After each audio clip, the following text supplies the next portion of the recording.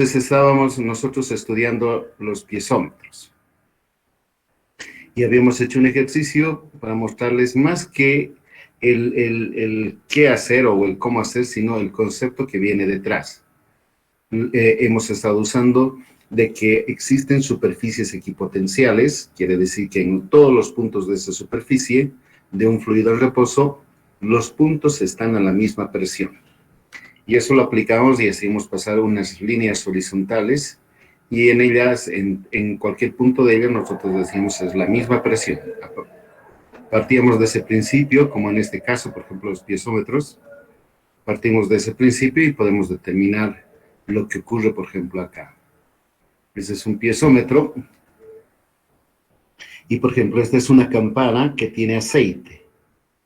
Una parte de ella está con aceite y la otra parte está con aire, pero aire a una determinada presión.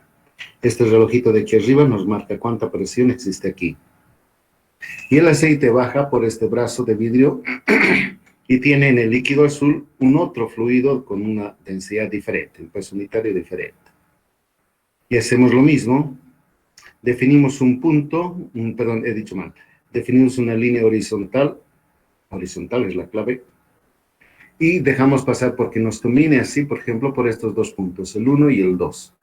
Y decimos, la presión en 1, porque pertenece al mismo fluido y está en reposo, tiene que ser igual a la presión en el punto 2. Con este principio que aquí lo tenemos, miren, P1 tiene que ser igual a P2. Nos abocamos a estudiar cuánta será la presión en 1. Y lo podemos averiguar, por ejemplo, aquí, jóvenes, si ustedes miran, vamos a tener la presión que reina al interior de esta campana del aire. Acá hay una presión, pero también a ella hay que añadirle, miren, la columna de aceite. La columna de aceite viene desde la superficie del aceite, miren todo esto, y baja y se mete por acá, por el tubito doblado, el líquido en plomo, y llega hasta el punto 2. Tenemos que utilizar el peso específico del aceite. Miren, H1 y luego el complemento, el H2. Entonces, desde acá, desde la superficie de aceite hasta el punto en cuestión, nosotros tenemos un peso unitario, una columna de aceite. Esta columna de aceite es equilibrada, perdón, están ingresando todavía estudiantes. Esta columna de aceite es equilibrada a la derecha por este peso. Miren este peso. Es como si fuese una balanza. Un brazo de la balanza acá, otro brazo de la balanza. Y justo está en equilibrio. Entonces, todo el peso sobre la balanza izquierda es este. Y sobre la balanza derecha tenemos el peso de esta columna azul. Como está abierta la atmósfera, perdón, y todo trabajando en términos de presiones relativas, tendríamos eso. Miren, es únicamente el peso de esta columna de aceite. Digo, del otro fluido, de mercurio. Entonces sería el peso unitario del mercurio, el gamma H sub G, multiplicado por la altura, H3. Entonces, eso es lo que nos dice. P1 y P2 deben ser iguales, por lo tanto, el desglose en sus términos. Y acá se puede preguntar lo que ustedes quisieran. ¿Cuánto va a dar la presión al interior de acá? El aire, la campana que está aquí. ¿Cuánto marca el reloj, por ejemplo? O podría preguntarles cuánto vale H1 y H2. A partir de acá se puede determinar cualquiera de las componentes como incógnita del problema. Pero el análisis es ese. Presión a un lado versus la presión al otro lado y como si fuese una balanza tiene que estar en equilibrio. Eso lo hemos hecho en la pasada clase. Preguntas, por favor, de esto, jóvenes. Algo que quizás valdría la pena revisar.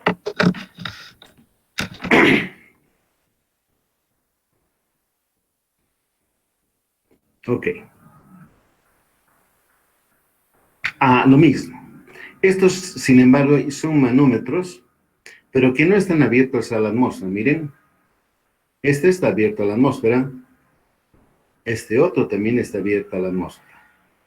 pero podríamos quizás no estar tan interesados en la presión absoluta, sino más bien determinar la diferencia de presiones que hay entre dos conductos. Por ejemplo, este es un conducto que sale de la pantalla y este otro B que también sale de la pantalla. Y entre medio de ellos, miren, les conectamos con una tubería de vidrio para que podamos ver lo que pasa. Y en esa tubería de vidrio un líquido de color diferente. Si antes este es plomo y este otro, el líquido azul, sube hasta allá, ahora el líquido amarillo es el propio que llenamos en la tubería de vidrio. Entonces, sin duda, ustedes con mucho acierto van a ustedes sospechar que la diferencia de presiones, perdón, no sabía.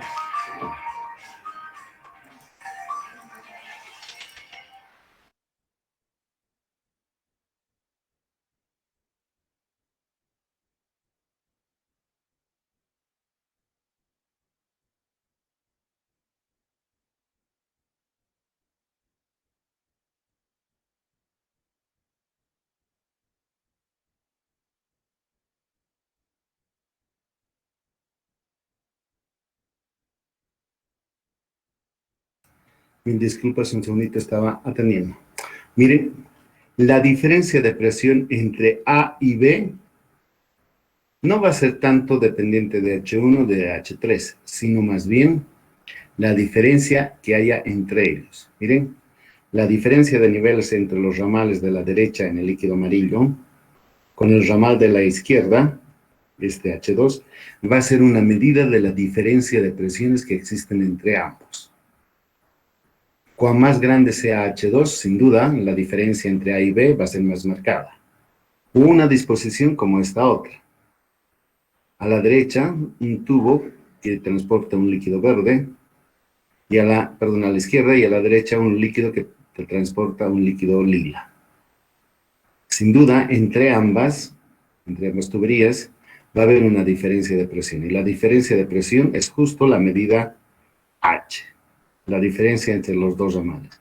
Si acá a la derecha fuera la presión mayor, entonces se marcaría, miren, este líquido lila empujaría a H y haría que descienda el ramal derecho y suba un poquito el ramal izquierdo.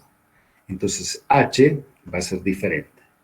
Entonces basta que nosotros midamos entre uno y otro, vamos a obtener la diferencia de presiones entre los dos conductos. Y vale el mismo proceder. Mientras los tres líquidos estén en reposo, nosotros podemos dejar pasar un plano cualquiera por donde sea dentro del líquido azul y vamos a saber que las presiones, la diferencia de presiones vamos a encontrar. A estos le llamamos los manómetros diferenciales. Que es el mismo caso de la atmósfera. Basta que uno de estos yo dijere el líquido lila, por ejemplo, de la atmósfera, el mismo proceder sería que el caso a este. Y este otro es el medidor, el venturímetro. Y yo les había invitado muy cordialmente que le eche una mirada en la pasada clase a este dispositivo, porque es interesante. Y partimos así del principio.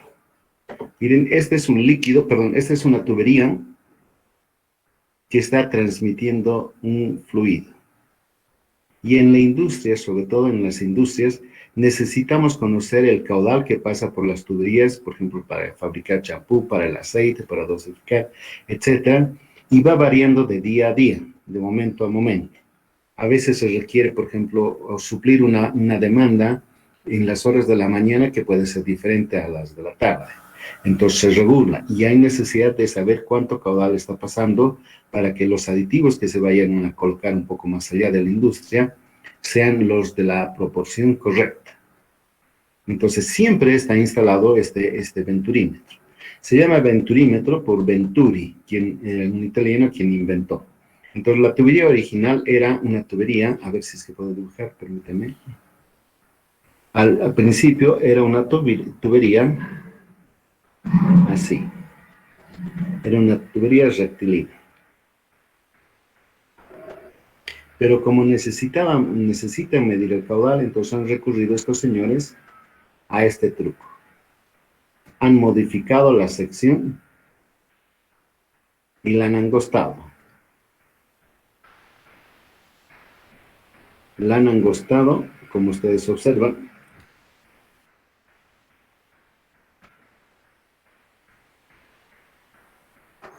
La han angostado, ya no puedo hacerlo.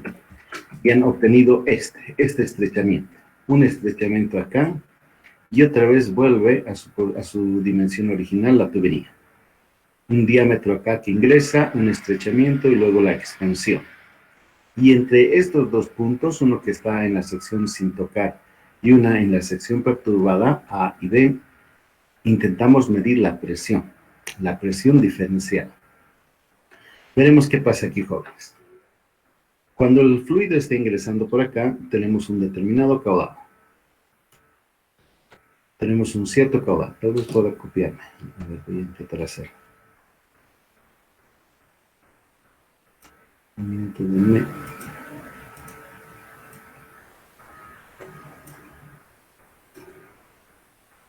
Y voy a usar otra pizarrita, por favor.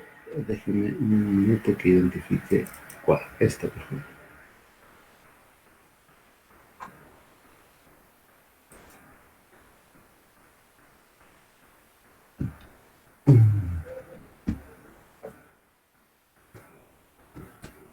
No quiere pegar. A ver, déjenme que pruebe con esta otra.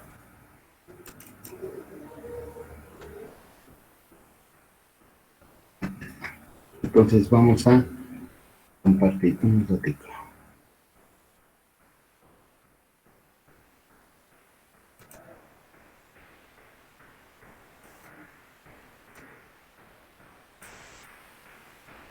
Ok, imagino que pueden ver ustedes jóvenes.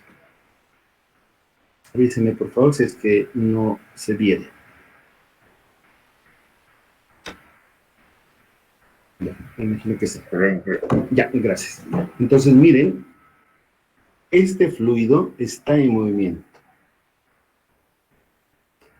Por eso es que no uso esta pantalla. Si no es compatible completamente contra mi tablet. Un ratico.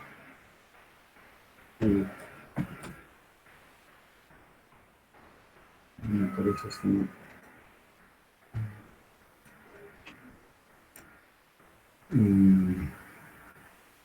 Aquí creo que tienen una tableta los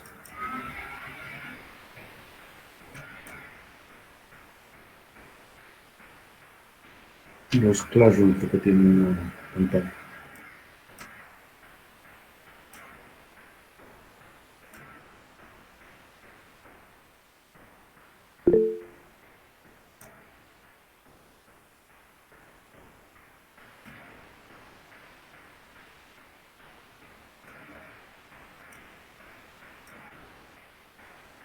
¿Pueden ver, jóvenes? Es una nueva pantalla. ¿Sí? Ya, ok, gracias. Entonces, miren, es una tubería.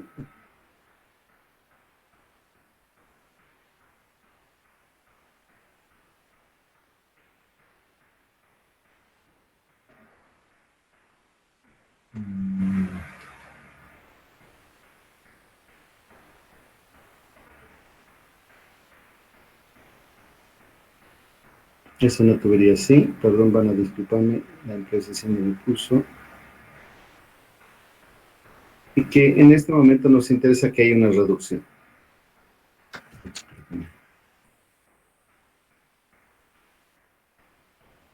Una reducción y luego un ensanchamiento para devolverle su original forma la tubería.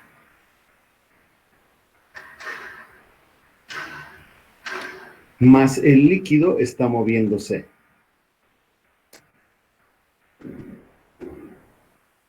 No estoy familiarizado con esto, jóvenes, por eso es que estoy chamboneando. El líquido se está moviendo. Y la pregunta sería, ¿por qué tuviéramos o yo tuviera que presentarles Venturi en hidráulica 2? Digo, en el capítulo 2, que es dominio de la estática de los fluidos. La razón es esta. Si bien este se está moviendo, el fluido, el agua en la tubería, quien no se está moviendo es este otro. el tubito en acá. Aquí dentro va a haber una presión. Va a haber una diferencia de presiones. Miren. Hasta aquí va a estar levantado el fluido. Y aquí va a haber otro. Entonces, este es un fluido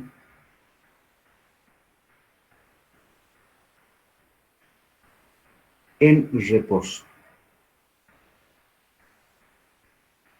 Por eso podemos emplear los argumentos de hidrostática en este caso.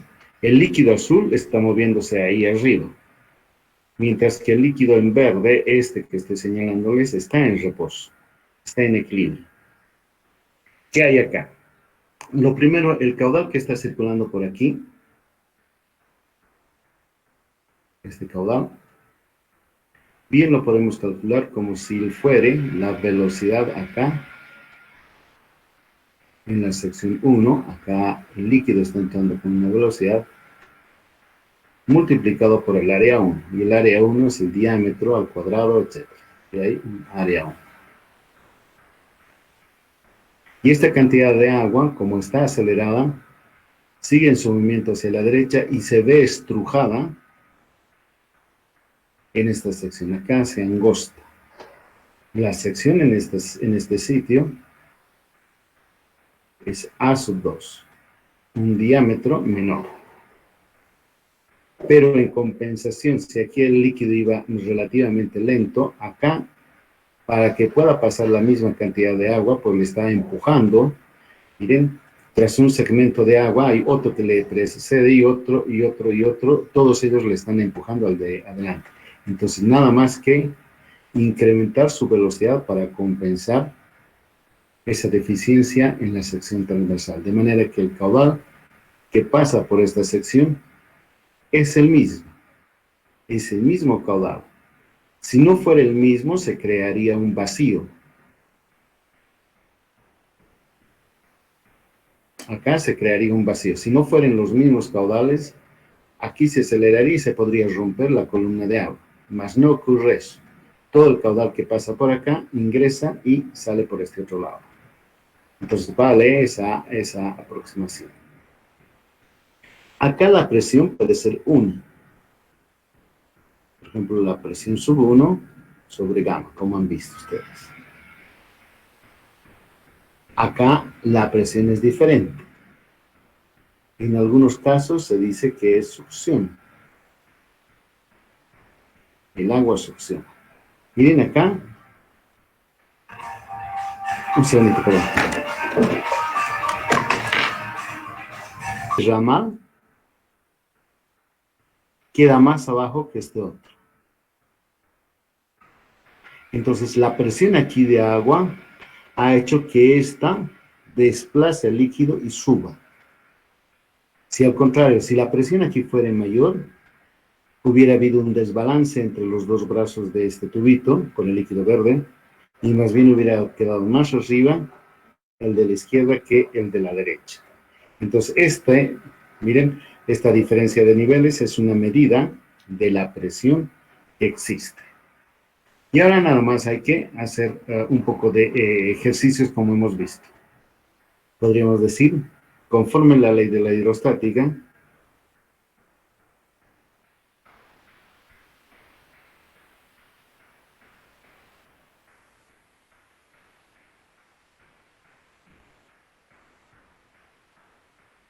podríamos decir que la presión allá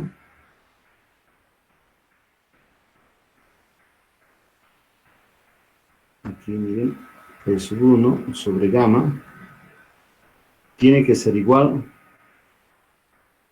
a la energía que en el otro lado hay.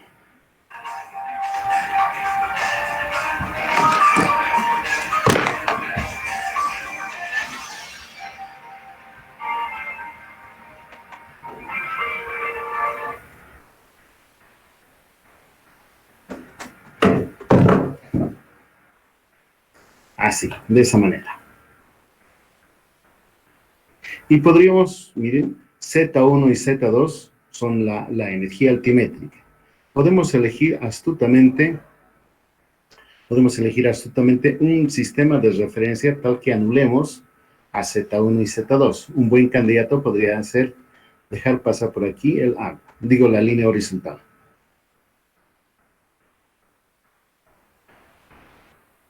Entonces tendríamos nada más P1 y P2. Tendríamos los dos elementos que nos interesan.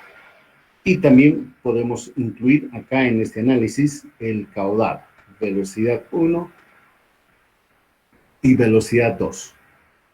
Los dos, permítanme aquí que añadan,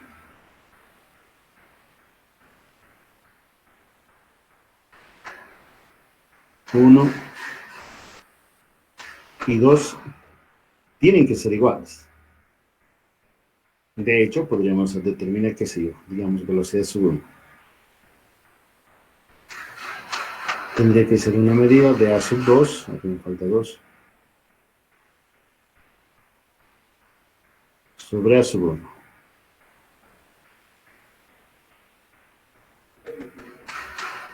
Entonces, con eso, podemos, donde encontremos aquello, despejamos. Pero la ecuación de Bernoulli necesito el componente de la altura de velocidad. El término de altura de velocidad. He hecho omisión de ese término. Aquí me olvidé incluir, aquí le pondré con rojito. Aquí voy a añadir V sub 1 al cuadrado sobre 2G más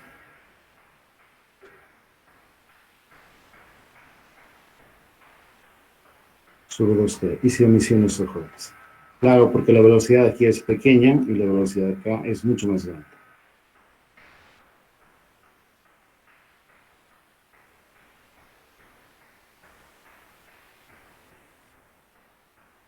Entonces de ella, pero no sé cómo se hace esto.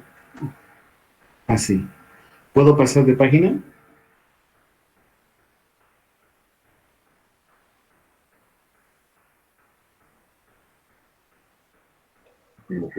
Sí, ya, gracias.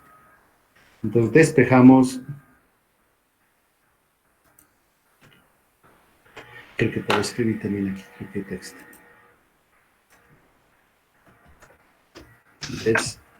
Despejamos la velocidad.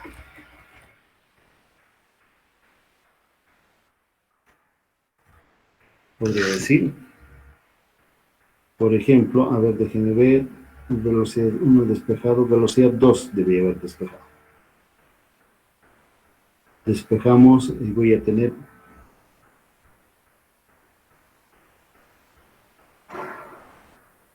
P sub 1 sobre gamma más velocidad sub 1 igual a la otra presión. Pero no dije debe el Z.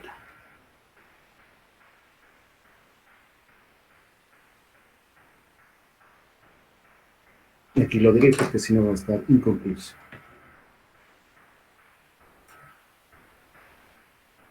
Eligiendo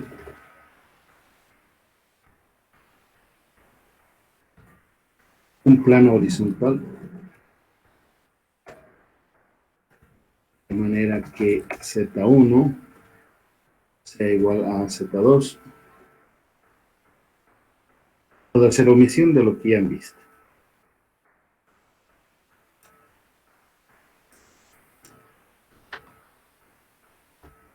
Y podría ver fácilmente, déjenme que retroceda,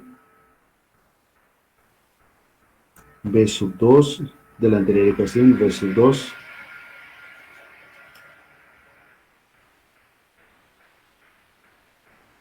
B sub 2 sería A sub 1 sobre A sub 2 por B sub 1 y reemplazo aquí. Entonces tendríamos presión sub 1 gamma menos, menos presión sub 2 gamma igual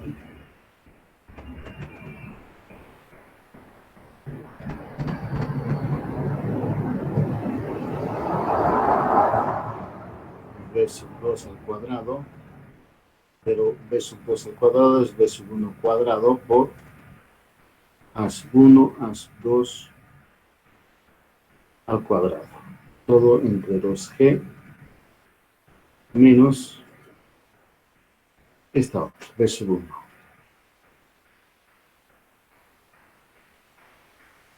G. Y el resto es más o menos llevadero. Podemos sacar factor común, b sub 1 al cuadrado, que sería a sub 1 y a sub 2, todo al cuadrado. Menos 1 igual a este 2g se va a ir a multiplicar por p sub 1 menos p sub 2 gamma, así.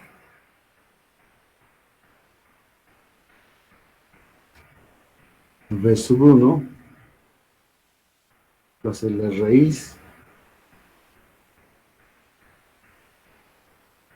de eso 2g, la diferencia entre p sub 1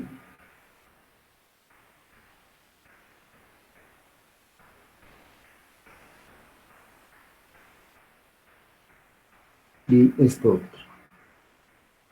A sub 1, a sub 2 al cuadrado menos 1.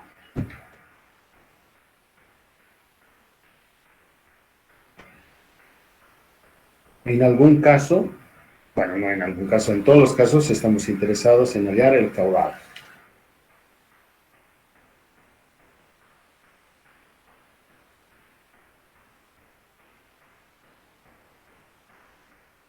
Voy a pasar de pisos rajones.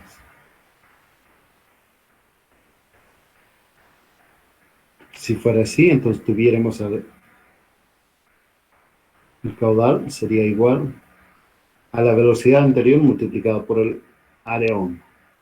Es decir, a sub 1 multiplicado por la raíz de 2g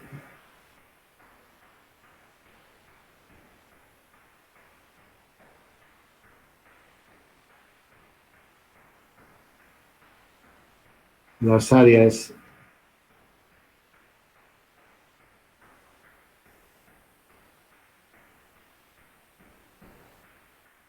así. P sub 1 y P sub 2 son las dos presiones que tenemos entre manos. Entonces P sub 1 diré ahí, gamma, es ese desbalance allí. Y como en el análisis no se consideraron las pérdidas de carga,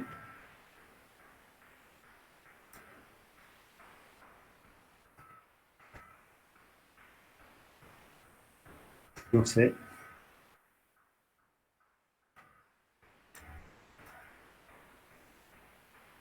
incluyeron pérdidas de energía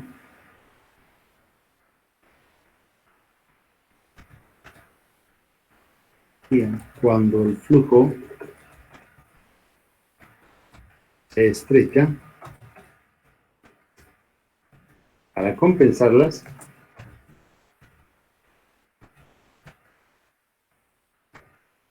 se incluye un coeficiente de corrección.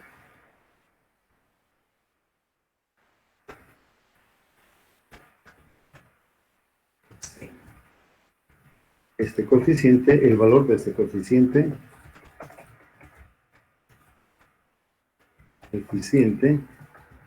se determina en laboratorio por calibración.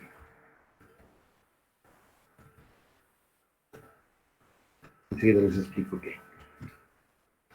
Entonces, al final va a quedar así. Aquí permiten que vuelva a escribir.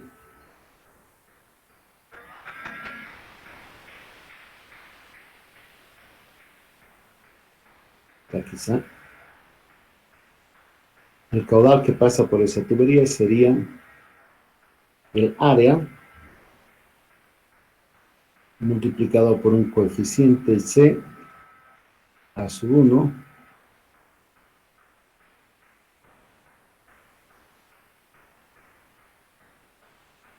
2G, perdón, me equivoqué, 2G H dividida la proporción, área 1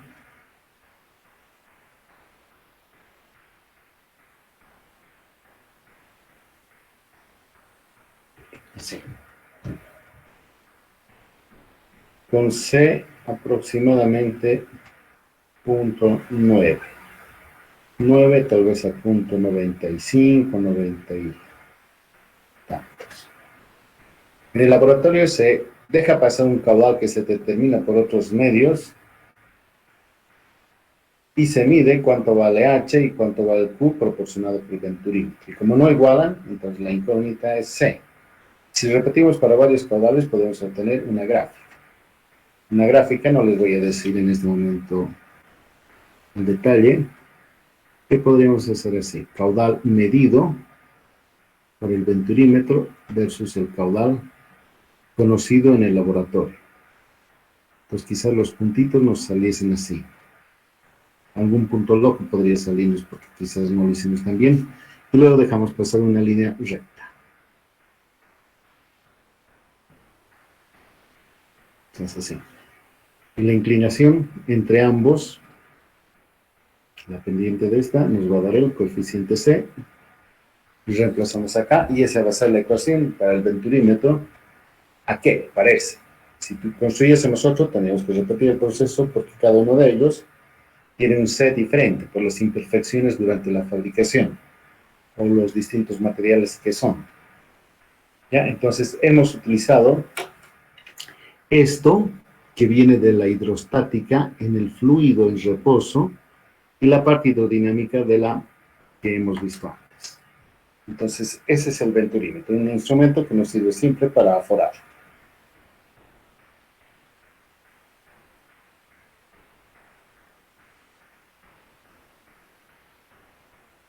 Échenle una mirada y preguntas, por favor, jóvenes.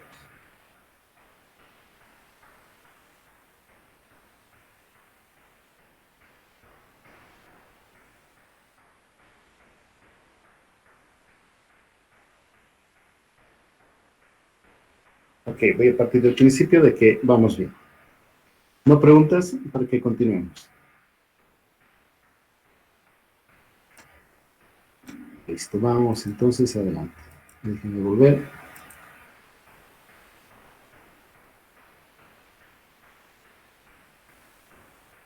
Estábamos así, miren.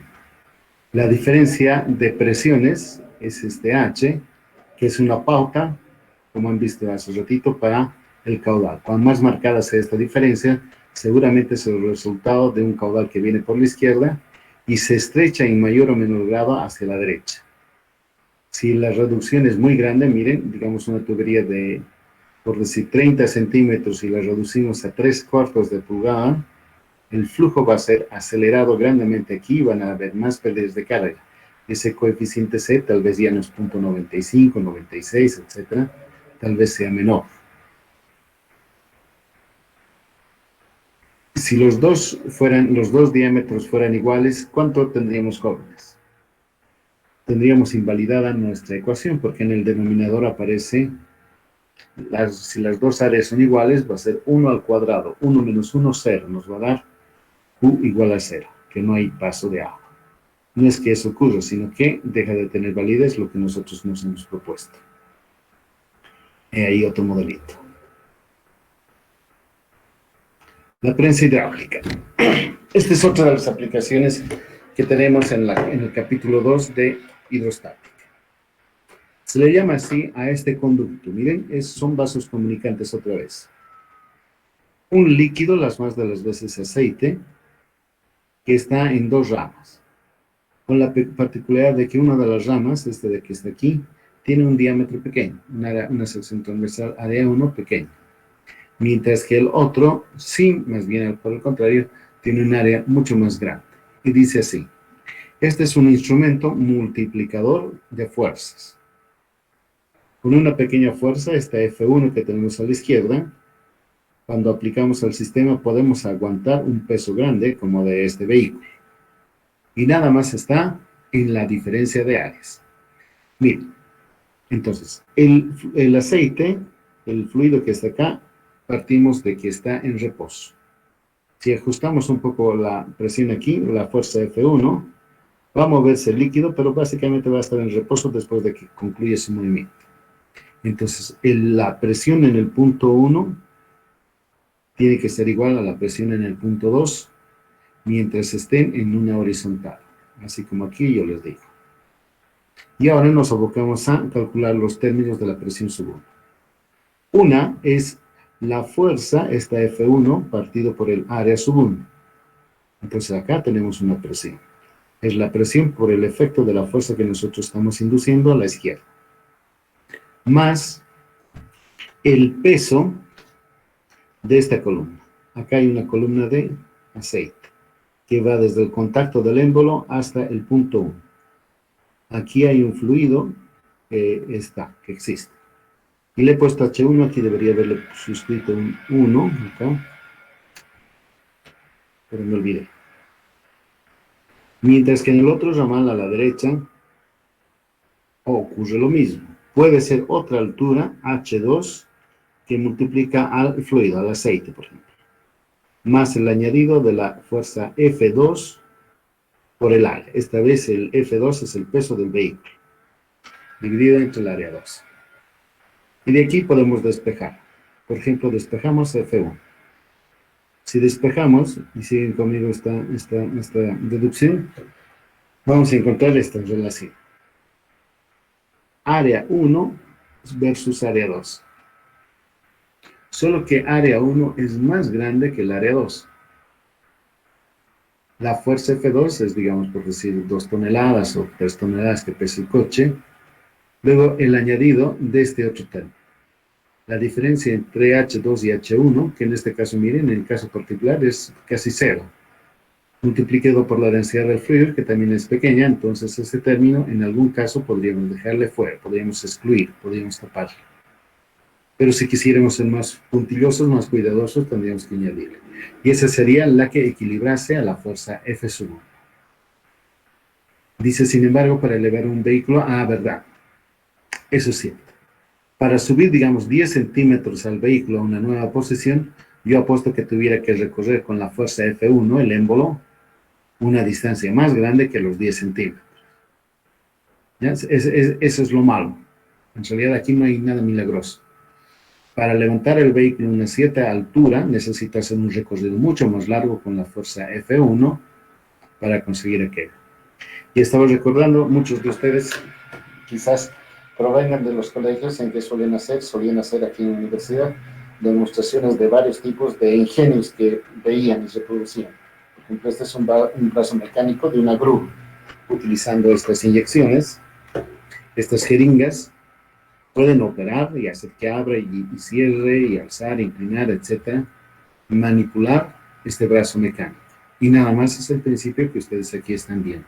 Dependiendo cómo opere, podemos otorgarle un movimiento. Inclusive, si acaso lo quisiéramos, podemos cerrar con fuerza, con mucha energía, con mucha fuerza, su pinza y poder sostener objetos mucho más pesados de lo que nosotros con la jeringa estamos otorgando. Entonces, esta ecuación me la voy a llevar, jóvenes, para que le pongamos números y podamos percibir el significado. Voy a cambiar de presentación.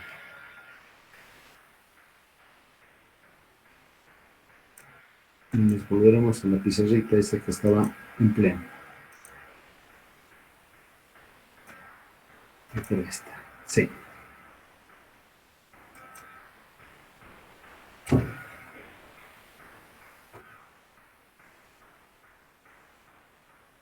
Ahí está. Entonces, esta ecuación.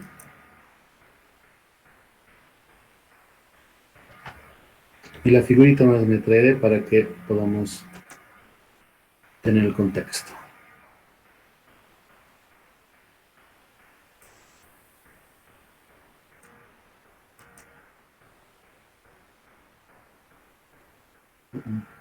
Ponemos esto.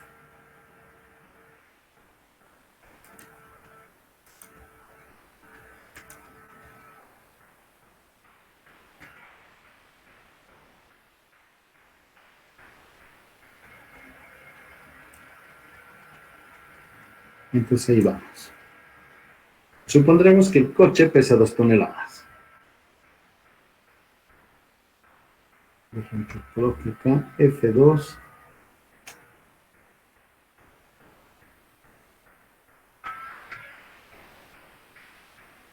Vamos a ver esto. F2 a 1.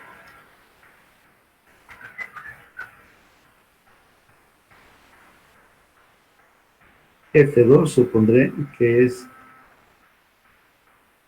2 toneladas.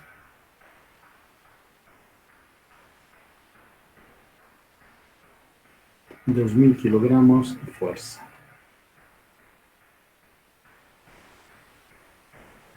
El gamma del aceite, que sea, digamos, 0.8.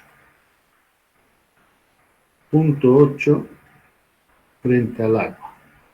Es decir, 800 kilogramos fuerza por metro cúbico.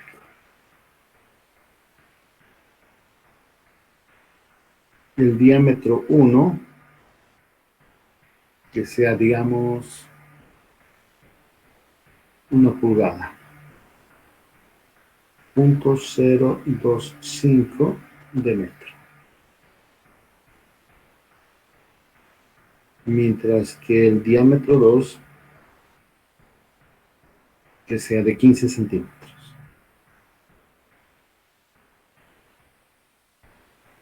6 pulgadas.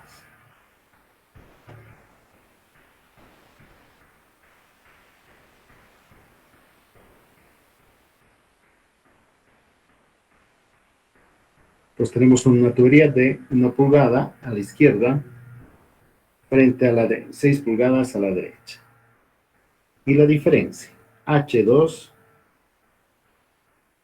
menos H1. ¿Qué sé yo? Que sea, digamos, 20 centímetros, 50 centímetros.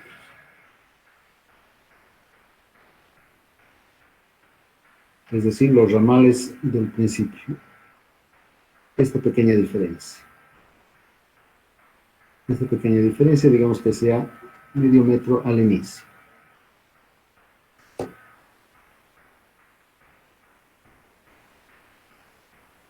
Y ahora calcularemos. ¿Cuánta fuerza nosotros tendríamos que ejercer con nuestros brazos para qué? Y tendríamos A1 frente a 2. Eso es de 1 versus de 2. No, pero le tengo un montón de valores. Sería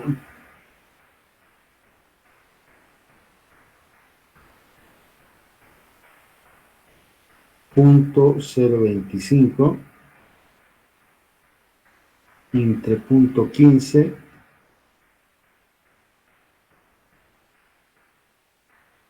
así al cuadrado multiplicado por los 2000 y el añadido de los 800 kilogramos fuerza por el área 1. Ahora sí, necesito pi por .025 al cuadrado sobre 4. Por la diferencia, medio metro. Y ahora con mucha voluntad, háganmelo por favor estas operaciones. Pero quisiera que me lo disgreguen. Primero está este término y luego el segundo sumando, para que veamos cuán significativo es uno frente al otro.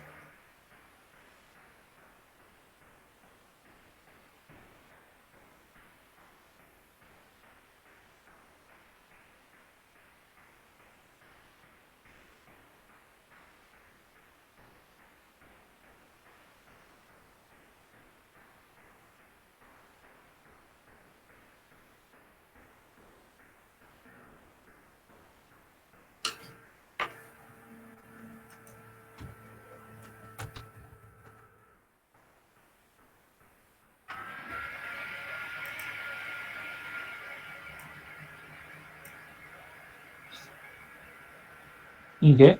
Sí, por favor, 55,56, sí. el primer sumando, ¿lo ve? Sí, 55.56, ¿verdad? sí. Ya. El otro sumando más, por favor, joven, hágame el favor. 800 entre 4 serían 200 por 3, 206. 0,19 soles. Este segundo, ¿no ve? Miren, a pesar de que le puse medio metro, el segundo sumando es poco significativo frente a los 55. No llega al kilo. El otro tiene 55 kilos. Y ahora el total. 6 más 0, 6 más 9, 15. Va 1. 1 y 5, 6. 50 y...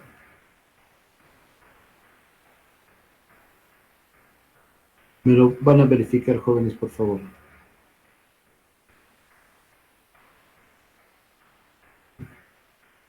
55,75 soles. Sí, sí, me he equivocado. 75, ¿no ven? Ya. Entonces, observen. Nosotros necesitamos ejercer una fuerza de 55 kilos, lo que pesa un saco de cemento, por ejemplo, para aguantar, equilibrar al peso de un coche de 2 toneladas.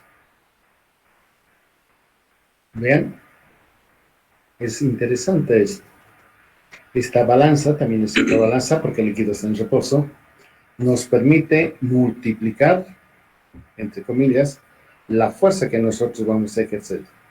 Este F1, nuestros 55 kilos, llegan a equilibrar a las 2 toneladas de peso del coche. Y si acaso, sí, por favor.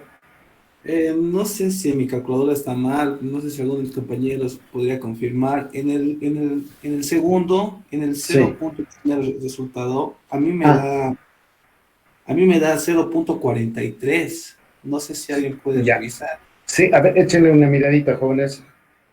El 800, a ver, 800 entre 4 es 200 por 3 son 600. 600, la mitad, 300. 300 por punto 25. Inge, una consulta. Sí, señorita. Le estoy atendiendo. Con los diámetros no deberíamos hallar área. Ah, sí. Enseguida le... Punto 18 parece. A ver, echen una revisadita, jóvenes.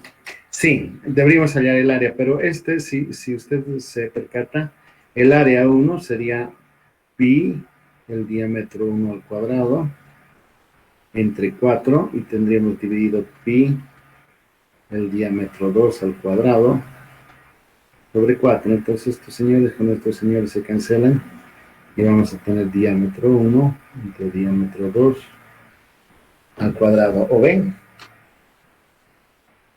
¿Se refiere a eso? Sí, Inge, gracias. Porque pues pareciera que estuviera bien el primer cálculo. Confírmenmelo, jóvenes. Está bien, hija. Vale, Ya, bien. ya, Inge, un segundo. está bien, Ya. Inge, punto 19, sal. Punto 10.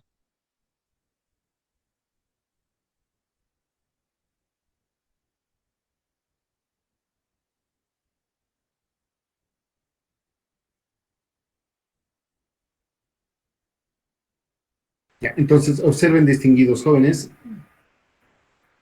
Déjenme ver dónde estoy. Entonces, hemos encontrado la fuerza que equilibra al sistema. Y les decía, si acaso el diámetro sub 1 le ponemos media pulgada, seguramente esta fuerza F1 va a ser aún más pequeña. Ya podemos ejercitar eso. La presión atmosférica. Ya, tengo que descompartir. Un segundo.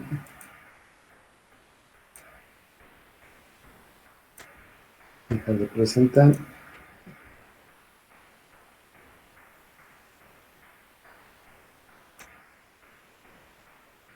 Ya.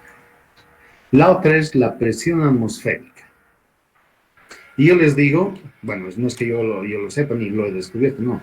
La presión atmosférica tenemos que verla como si fuese el peso de la columna de aire que se extiende desde la superficie del suelo hasta la estratosfera. Realmente estoy apenado porque no puedo usar una pizarra que se adapte a las condiciones, pero más o menos es así. A ver, quiero que me ayuden con mucha imaginación a comprobar esto. Supongan que estamos en una piscina. Bien, estamos en una piscina. Pero que...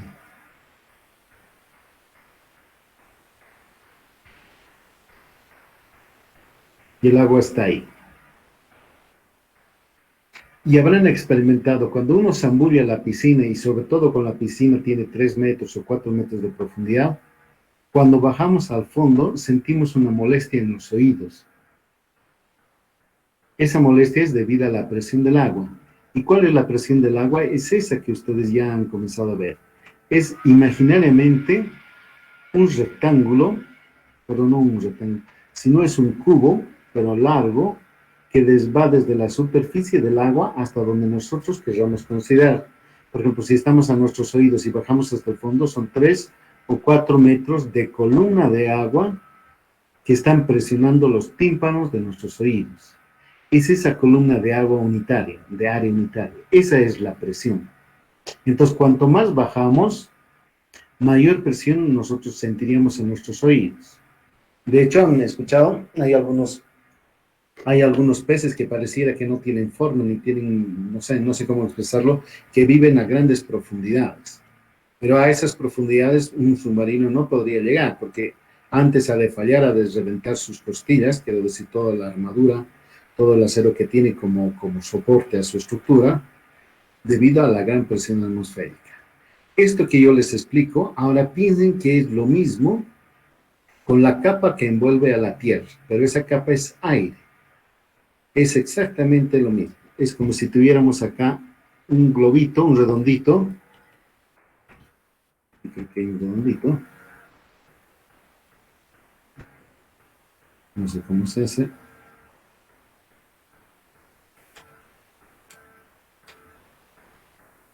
Un redondo, un globo acá. Necesito dar mal este amigo. Ya, piensen, hay un globito acá. Es la Tierra y lo que le está envolviendo es ya no agua, sino aire. Solo que la densidad del aire, el gamma del aire frente al gamma del agua es mucho, pero mucho más pequeño.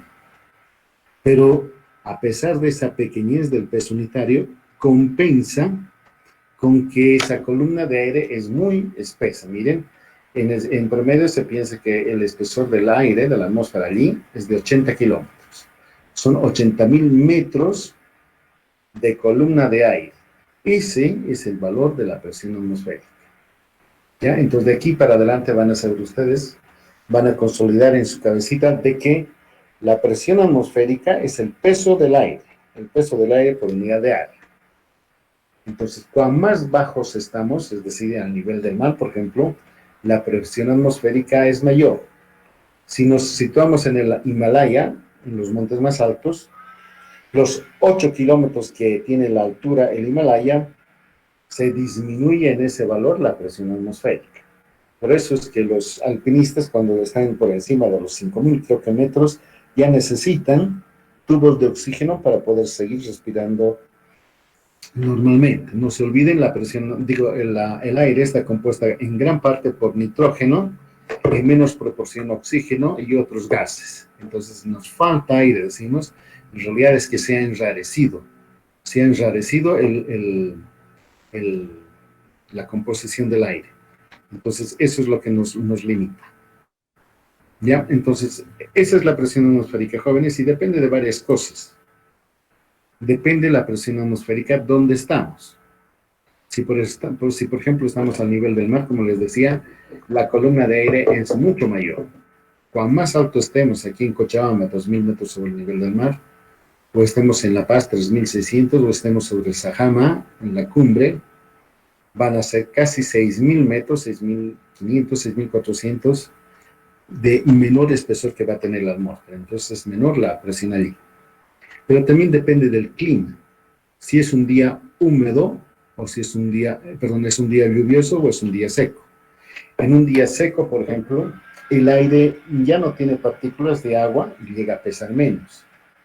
Al contrario, si es un día lluvioso, está húmedo, hay partículas de agua, pequeñas gotitas en la atmósfera, entonces ellas también ejercen su presencia, entonces será una presión atmosférica de mayor valor. Sin embargo, para los propósitos de cálculo, como en el caso nuestro, asumimos que la presión atmosférica tiene un valor predeterminado y es el que nosotros conocemos. Por ejemplo, el de 700 milímetros de mercurio es equivalente a 100.000 pascales, es equivalente a un bar, es a 10.000 kilogramos por metro cuadrado, es equivalente a 10 metros de columna de agua, que es igual, miren, esos 10 metros de columna de agua en realidad no son así, son 9.81 metros de columna de agua, pero los redondeamos más o menos a ese. O son equivalentes a casi 15 libras por pulgada cuadrada. Entonces, estos son valores estándares, que decimos, esto vale la presión atmosférica, pero hemos de saber siempre que en cada ubicación, por ejemplo, la de Cocha, dependiendo de cómo el día se pinte, puede tener mayor o menor valor la presión atmosférica. Y eso lo determinamos con los GPS o con otros instrumentos. Él nos da. Por eso también las imprecisiones en la ubicación del punto, la elevación. En los GPS tenemos discrepancias en la elevación, no tanto en las coordenadas X y como en la vertical. Aquí tengo una figurita. Esa diapositiva no la tenía. Miren. Aquí la presión atmosférica. Cuando estamos cerca al mar, en la costa, la diferencia entre los dos ramales acá es mayor. Aquí hay el peso de la columna de aire que está presionando acá. En cambio, esta otra que está abierta a más altura, sube con mayor facilidad. Pero cuando estamos ya cerca a la montaña, a la cumbre, las dos ramas se van igualando.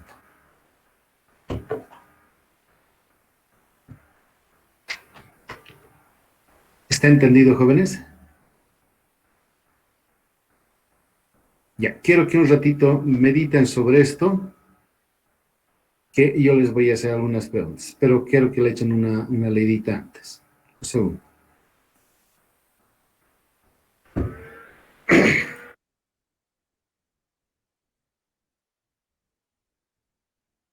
Ya, a ver, intentaremos, ya, pero mi ejemplo va a ser medio burdo. Va a ser burdo, así que ustedes lo van a tratar como se debe, es decir, con benevolencia.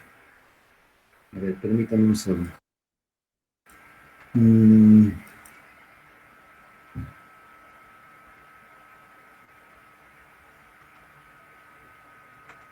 A ver si es que puedo con esta otra pizarrita. A ver, déjenme compartir y...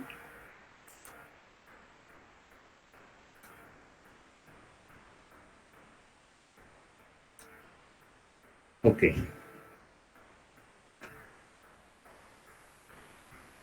Entonces vamos a suponer así, jóvenes. Digamos, esta es la costa. Esta es la costa y subimos a la montaña.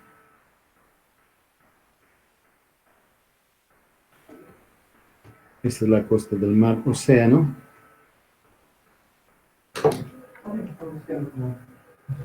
El mar Océano. Y por acá arriba, imaginemos que es el tope de la atmósfera. Esta es una línea horizontal.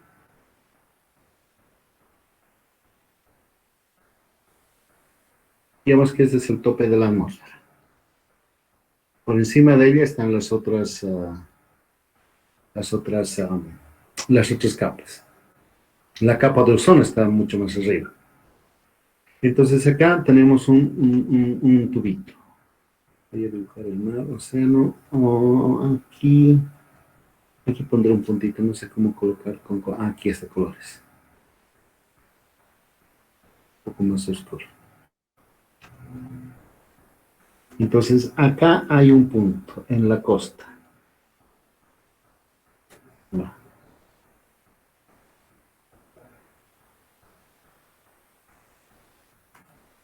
¿Qué me cae? No sé eso.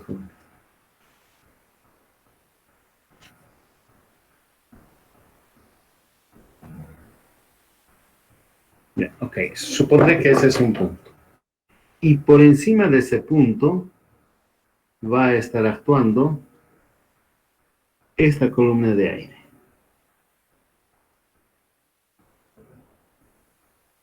Entonces todo esto es aire.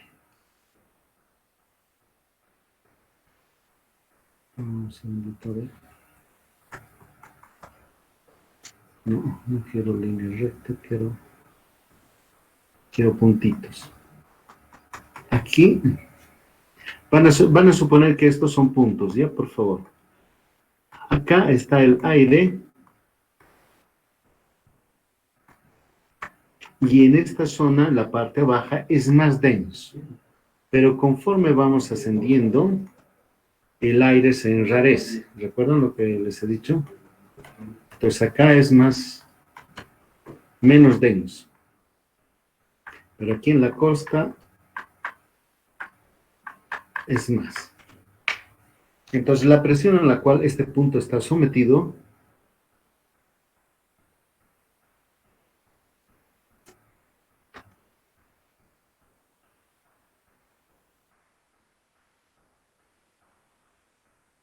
es así. ¿Verdad?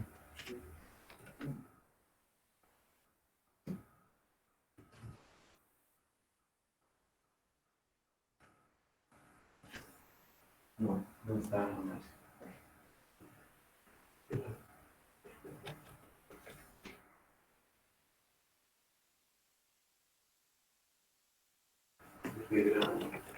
No sé cómo hacerlo, tal vez así.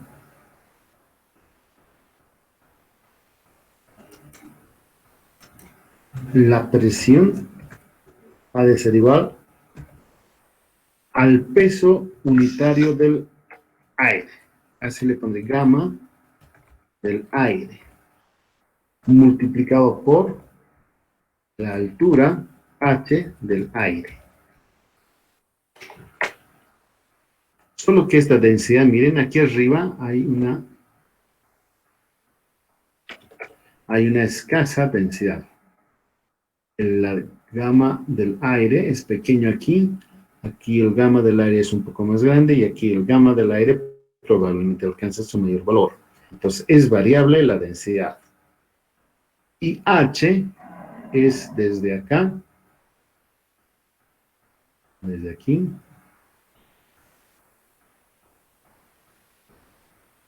hasta ahí. Entonces este es H.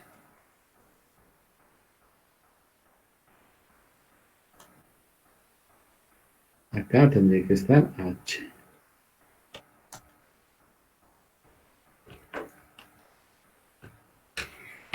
Lo contrario, si yo tomara más bien un punto aquí arriba, en la cumbre, en el Tunari, por ejemplo, si esta es la costa, esta es la cordillera occidental y acá la cordillera del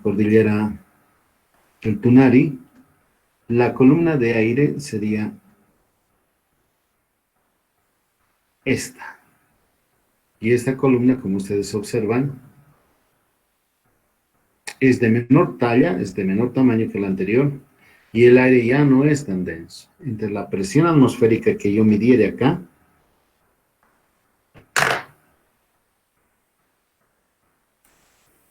la presión, tenemos repuesto la presión atmosférica, sería el gamma del aire, que no sé cuánto saldría, multiplicado por el H sub 1 del aire. Tengo H sub 1, por supuesto, este. Desde aquí hasta aquí. Este sería H sub 1, que no puedo dibujar.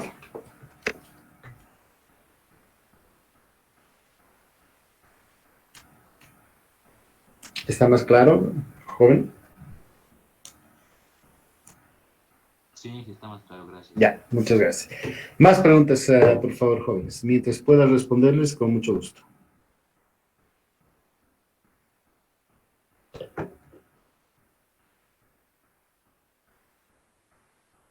¿Nadie? ¿No hay más preguntas, jóvenes? Lo único que me falta decirles es esta parte que había saltado sin querer. Esta. ¿Recuerdan? La presión, estamos deduciendo la ecuación de la ley de la hidrostática, la presión era esta relación. ¿Recordaron? Esta había deducido. Cuando yo despejo de aquí la presión, me va a salir una constante menos gamma del fluido, del agua en este caso, multiplicado por Z. Y Z va desde el sistema de referencia que yo coloque, por ejemplo, donde quisiera colocar Z, hasta el punto en cuestión. Pero desde el nivel que yo coloque hasta el punto en cuestión, el Z va a ser creciente, va a ser positivo. Entonces va a ir a mermar a este K. Entonces, para evitar eso, en lugar de utilizar un sistema de coordenadas X, Y y Z, mejor si trasladamos aquello a un sistema de referencia que va a estar sobre la superficie del agua. No puedo utilizar, quisiera poder aquí bosquejar, en lugar de que esté ahí abajo en el fondo, nuestro sistema de coordenadas X, Y, Z, y medir alturas, han visto que es conveniente, miren aquí está, más bien mediremos profundidades. Si hacemos ese truco, aceptamos ese truco, en lugar de tener en el fondo un sistema de coordenadas, más bien tengamos el sistema de coordenadas sobre la superficie de agua. Y medimos, miren, desde la superficie de agua hacia abajo, medimos profundidades. Esta va a tener sentido contrario al Z. Inge, ¿Sí? No se ve. Ah, ya. Tienen que avisarme, jóvenes, porque a veces me entusiasmo y me olvido. Ok, voy a volver a cargar. Van a disculparme. Esta. Ahí. Volveré a decirlo. ¿Ahora sí se ven? Están con la presentación. Sí. sí, ahora Ya. Recuerdan, yo la anterior vez estaba garabateando en la pizarra estas integrales, esta integración, y había encontrado una ecuación como esta. La ley de la hidrostática. Y despejando la presión de acá, me salía así. Una ecuación donde había una constante menos rho g z. Y esa ecuación, yo les decía, no es tan buena, a pesar de que nos da el valor correcto, por supuesto, pero no es tan buena, no es tan práctica para los propósitos de cálculo y de percepción inmediata. No es así porque nuestro sistema de referencia en esta ecuación está acá, ubicado en el fondo, en la base. Aquí abajo está nuestro X, Y, Z, en el fondo de la piscina. Si tomara así, todas las mediciones que yo hiciera, tendría que tomar la Z hacia arriba positivo. Y no sería de tan fácil comprensión aquello. Y han dicho, ¿qué tal si más bien nosotros movemos al sistema de referencia y en vez de medir elevaciones, medimos profundidades? Esto es, sobre esta piscina, sobre superficie de agua, comenzamos nosotros, perdón, he dicho mal, instalamos un sistema de referencia. Ya no zetas hacia arriba, sino más bien profundidades. Y ese símbolo que ustedes están viendo es la letra griega eta, yo al menos lo uso así, la letra griega eta que nos marca las profundidades. Entonces decimos, tal punto está a una profundidad de 1 metro, 2 metros, 10 metros, etc. En vez de decir alturas de agua. Si aceptamos aquello, notarán que las profundidades van en sentido contrario que las elevaciones. Entonces, si Z es positivo, la profundidad es negativa. Entonces, de esta manera absorbemos este signo negativo. El menos z es ahora profundidad. Si es así, entonces en lugar de tener aquella ecuación con un signo negativo, ahora tengo la misma ley de la hidrostática, pero expresada en términos de profundidad, eta. Y esa constante es pues la presión atmosférica, pues la presión atmosférica está actuando sobre la superficie de agua, en la piscina, en el río, en lo que sea. Pero les decía también, los colegas de químicas trabajan mucho con presiones absolutas, porque tienen que utilizar sus ecuaciones e incluyen la presión atmosférica. En el caso nuestro, no tanto.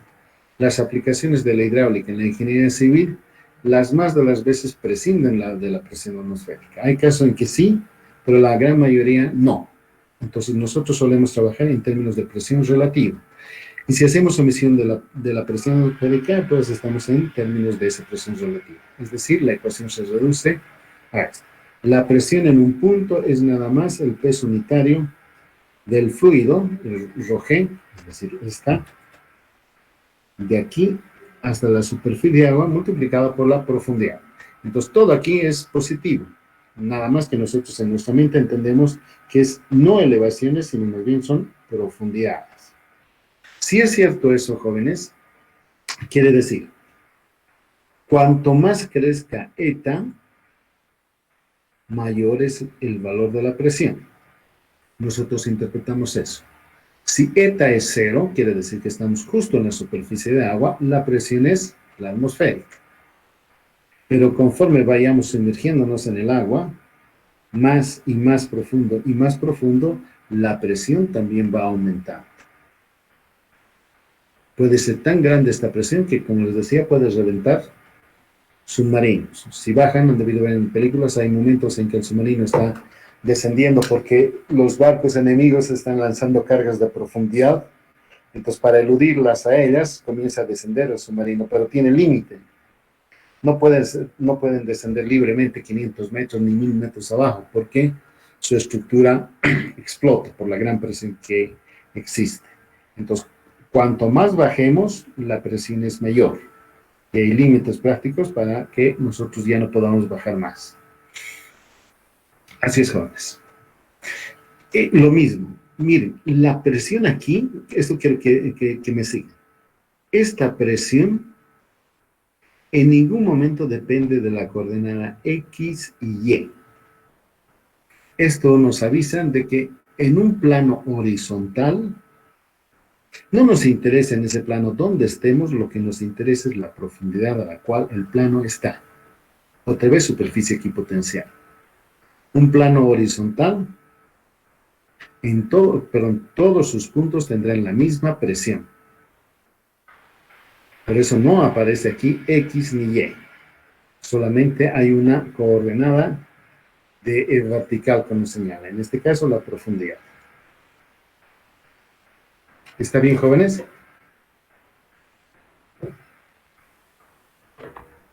Sí. Ya, a ver. Intenten hacer preguntas de algo que no me he logrado expresar muy bien.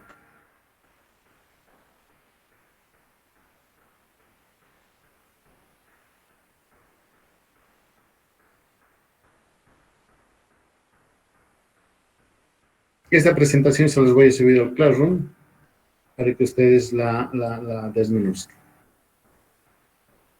¿Qué más hay? Ah, ya. Esta es materia del día jueves. Presiones hidrostáticas sobre un plano. Y aquí les vuelvo a decir, miren. La presión en un punto es el peso de la columna de un fluido que le queda por encima. Eso lo vamos a ver el día jueves.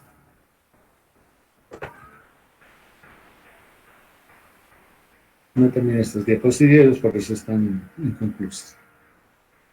Preguntas, por favor, jóvenes. Preguntas finales para concluir.